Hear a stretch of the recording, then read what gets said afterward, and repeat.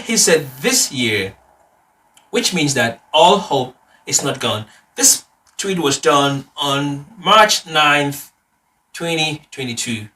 And if he said this year, it means there is still some hope. No matter what's going on in China, there is still some hope.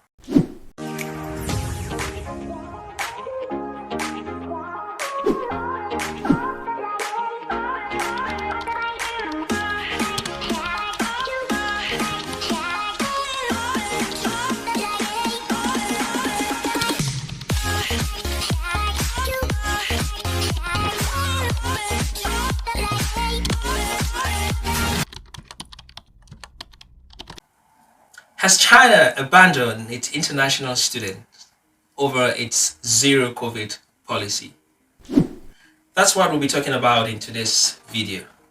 Welcome to the channel. My name is Roy. I'm an entrepreneur. I live here in Shanghai, China.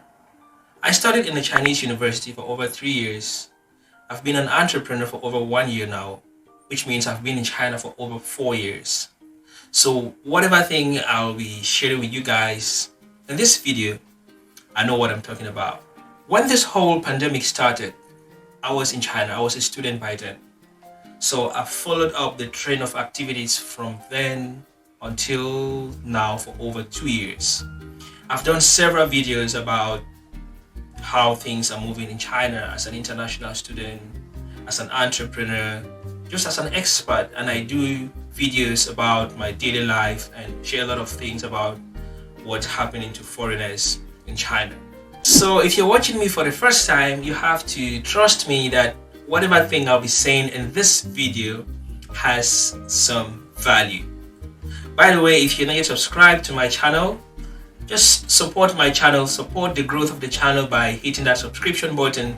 And if you like this video, just give it a thumbs up. And if you want to interact with me, or if you want to interact with the content, just let me know what you think in the comment section below. Without much ado, let's dive into today's video. Has China abandoned its international students over its zero COVID policy? International students have been out of China for over 2 years now. Notwithstanding, they have been taking online classes. But these online classes have not proven to be as sustainable as we expected them to be, especially for some measures like medicine, engineering, and a lot of other courses that need some practical work. Countries like the United States, the United Kingdoms, and Australia, which had one of the most strictest COVID-19 restrictions, at one point had to allow international students. They made appropriate plans and allow international students back into the country. But China still stood firm and strong to its zero COVID policy. International students from China have waited for over 2 years now without any substantial plan from the Chinese side on when students can project when they could be able to return back to the country. A lot of students and even some of us who do videos on this topic, we thought that after the Beijing Olympics, things were going to change and maybe a new policy was going to come up to see how to bring back international students to China. But unfortunately, after that period, things started turning around in China. They started having more cases of the virus, and it has even turned into a lockdown. Right now, as I'm making this video, I'm in a lockdown, and so many parts in Shanghai have been in a lockdown for almost a month now, and not only in Shanghai, in so many cities in China. In fact, the whole of China is in a very unstable stage now as far as COVID-19 is concerned. So this has even further dampened the hopes that international students were having that we're going to maybe start returning, maybe this in the coming months or maybe by the end of the year. But has that completely destroyed the hopes of returning to China? We're going to find out the answer to this question by the end of this video. Just to let you know that China itself is a top source of international students to countries like the United States, the UK, and even Australia. And all these countries have been able to receive Chinese students back into the country amidst the pandemic. But China has not been able to reciprocate this gesture. Along the way, a few students from some dotted countries and from a few universities have been able to smuggle their ways into the country. We don't know how, but one thing that we noticed was that most of these students were from affiliated universities, not from completely government universities. So they were able to negotiate their ways into the country. And also, I think a year ago, students from South Korea were able to return to China just because these students are like the majority of international students to China. And China stated that at that period, the rate of COVID-19 in South Korea was the lowest. And also recently, there was news that students from the Solomon Island, from Malaysia, were able to return to Shanghai, but I've not seen any substantial proof to back up this news. And there was also news on social media that students from Pakistan were given approval from their universities to apply for visas after meeting some certain rules or after accepting some certain conditions. So it was clear the students accepted and applied for their visas.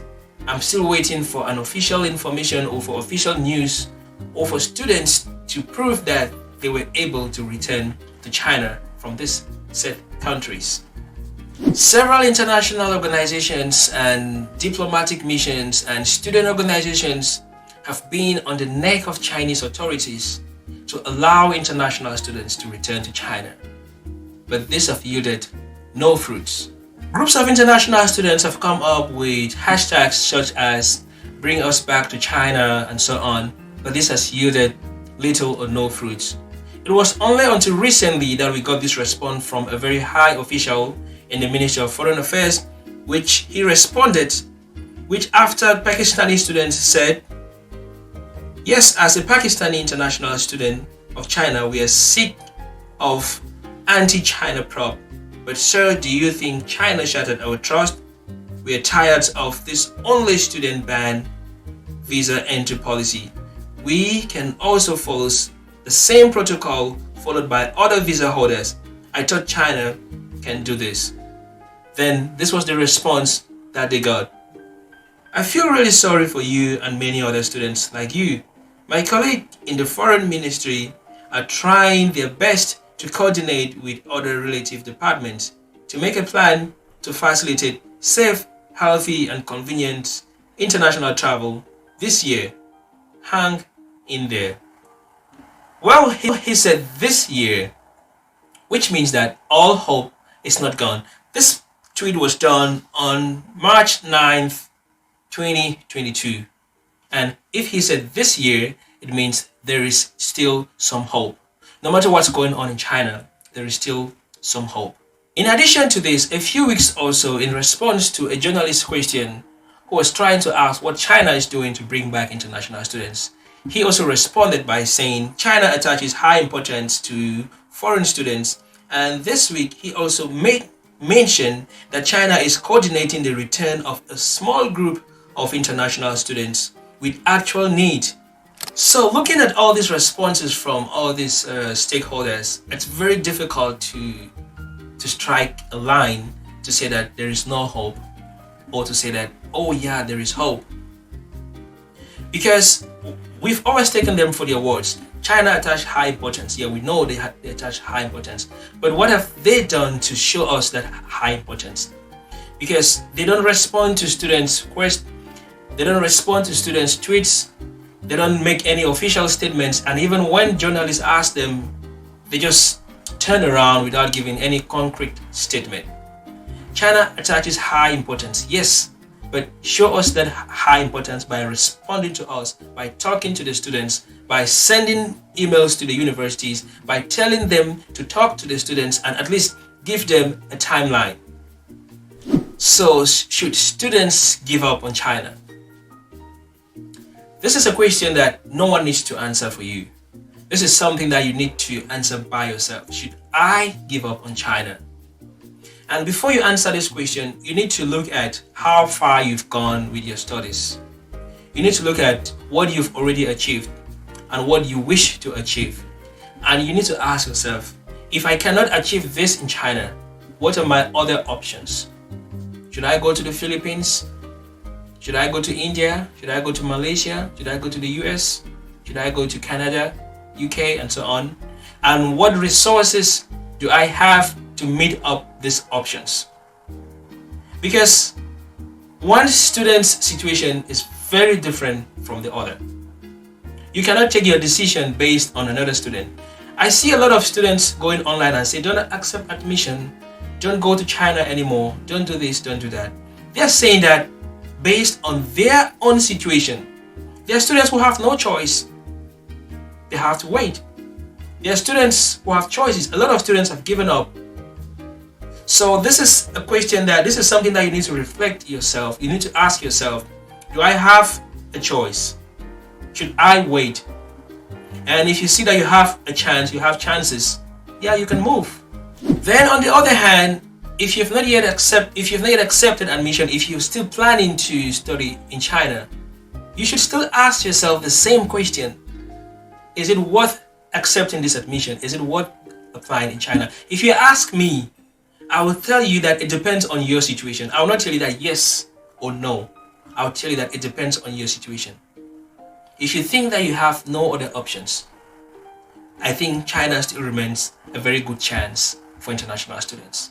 As far as I know, if not for this border restrictions, I will tell you without mincing my word that China is a very good place for international studies.